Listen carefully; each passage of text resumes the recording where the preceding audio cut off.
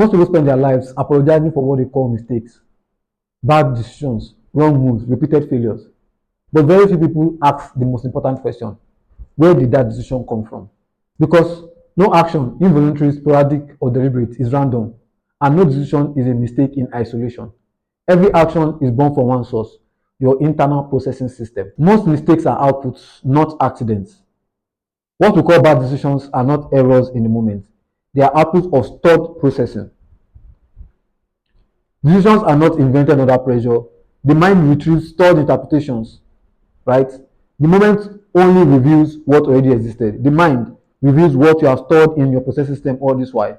The moment only reveals what already existed. Your brain does not ask, what is the best choice to make right now? What is the best decision to make right now? It asks, what have I learned to do in situations like this, right? Your brain what checks inside and looks for what you have learned to do in situations like this. So when someone says, I don't know why I did that, or I don't know why I always do this, or I don't know why I always make such mistake, what they really mean is, I don't yet understand my processing system. Your internal processing system has different layers, majorly three layers: the conscious layer, the subconscious layer, and the unconscious layer. The conscious layer is where deliberate thoughts are made, right? While the subconscious layer forms is where your habits, your emotional reflexes, your learned reactions, right, where they are stored. While your unconscious layer is where trauma, identity belief, long-held fears, to say the least, are stored. From birth, this system is being programmed by environment, repetition, pain, culture, reward, and survival. By adulthood, about 90% of decisions happen automatically, not logically. So after this processing system has been formed, by adulthood, right, 90% of your decisions you make, right, they happen automatically, not from logic. That means most people are not choosing, they are executing stored instructions. They are executing stored instructions from their what? Internal processing system. Science, philosophy, and reality aligns with this. Scientifically, neuroscience confirms this. The brain predicts before it reasons, right? Behavior is mostly subconscious. Stress triggers old programming. Trauma overrides logic. Familiar patterns feel safe even when destructive. We don't rise to our intentions, we fall to our programming. Let me come again.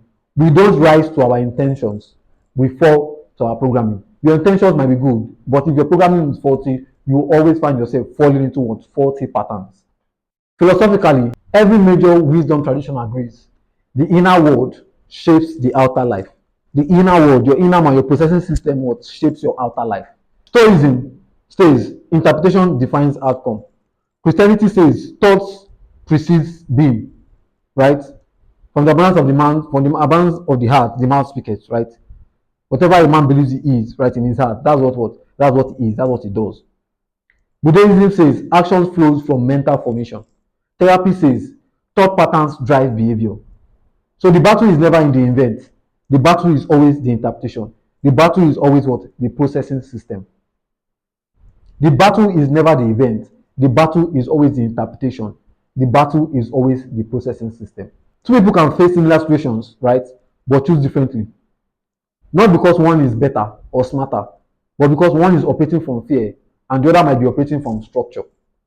Fear-based systems operate from panic, right, towards self-sabotage, right, from overreactions and what? Avoidance.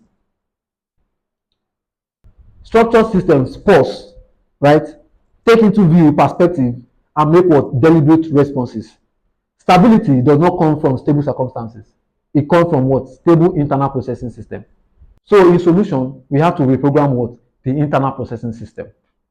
If mistakes are outputs, then correction what begins at the system level. How do we enact this correction? Number one, awareness. Catch your patterns instead of condemning just the actions, right? Catch patterns, similarities. Why do I make decisions like this? Why are my thought patterns always towards this? Instead of what? Condemning actions. Number two, questioning. Challenge beliefs behind your reaction. Nothing is just normal. A woman is supposed to be like that. A man is supposed to be like that. You're raised up with this. That's why you're like that. No, no, no, no. You have to challenge what? The beliefs behind your reaction. Number three, replacement. Install better interpretations, not positive fantasies. Don't set up or pick up coping mechanisms. What? Install good interpretation system. Reinvent your system processor. Number four, practice. Repetition creates new defaults, right? Because our mind or our brain always goes to our defaults, right? By the time you practice new things over and over and over and over again, most frequently used processing system traits now become what? Your default, your new default. Number 5, healing. Some reactions are wounds, not habits. And you don't discipline trauma away, you heal it. This is why a new year doesn't magically confer change in people, because time doesn't alter processing. Time does not alter your processing system. If the same system enters a new calendar, it will produce the same results. If an old processing system enters a new calendar, a new year, a 2026, a 2027, it will produce what? The same results. Your so-called mistakes mostly are not random. They are messages from your processing system. If you want better decisions, don't attack the outcome, rebuild the system. Thoughts determines action, and action determines life. Remember, as a man thinketh, so easy.